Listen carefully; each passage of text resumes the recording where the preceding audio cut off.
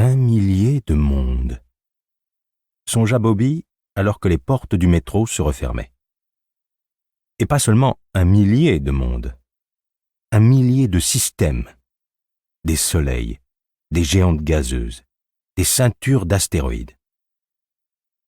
Tout ce vers quoi l'humanité avait tendu 1000 fois.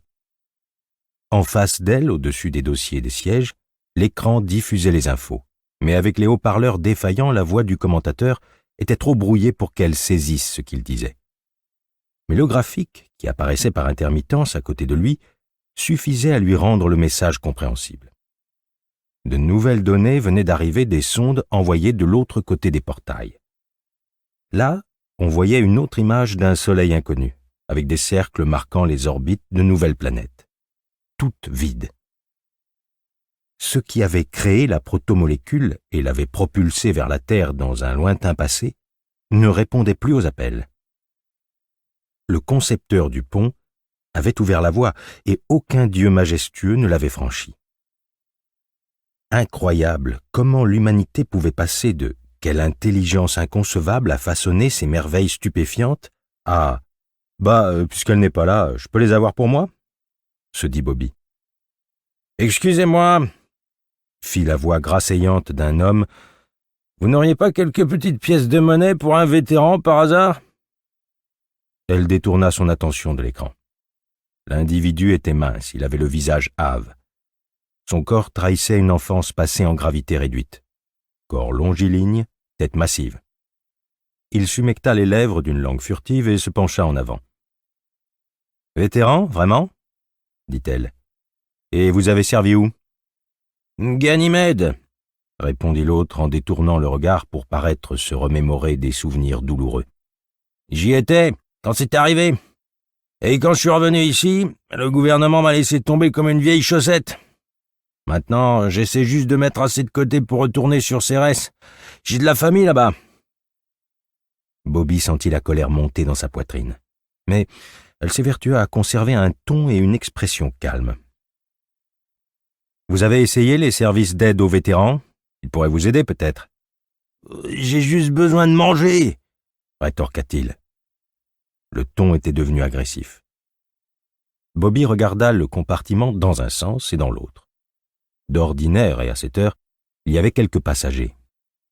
Les quartiers sous Aurorae Sinus étaient tous reliés par des lignes de métro d'évacuation.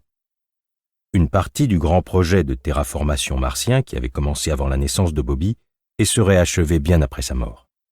Pour l'instant, il n'y avait pas d'autres passagers. Elle essaya de définir l'image qu'elle pouvait donner d'elle à ce mendiant. C'était une femme imposante, grande et solidement bâtie, mais assise et vêtue d'un sweater ample. Il pouvait avoir cru qu'elle était simplement enrobée. Erreur. « Vous avez servi dans quelle compagnie ?» répéta-t-elle. La question le déstabilisa. Elle le savait. Il s'attendait à ce qu'elle soit un peu effrayée et il se sentait mal à l'aise parce qu'elle ne l'était pas. « Une compagnie ? Dans quelle compagnie avez-vous servi ?» Il passa une langue rapide sur ses lèvres. « Je veux pas, parce que c'est bizarre, dit-elle.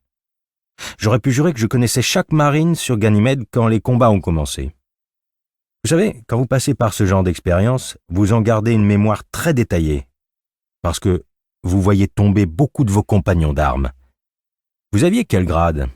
Moi, j'étais sergent-artilleur. » Le visage grisâtre de l'autre se ferma et vira au blanc. L'homme pinça les lèvres. Il enfonça un peu plus les poings dans ses poches et marmonna quelque chose. « Et maintenant ?» enchaîna Bobby. « Maintenant, je travaille 30 heures par semaine dans la structure d'aide aux vétérans. Et je suis sûr que nous pourrions procurer à un vétéran aussi intègre que vous de quoi se reposer. » Il se retourna. Et elle lui saisit l'épaule trop vite pour qu'il puisse l'esquiver. La peur et la douleur tordirent ses traits. Elle l'attira à elle.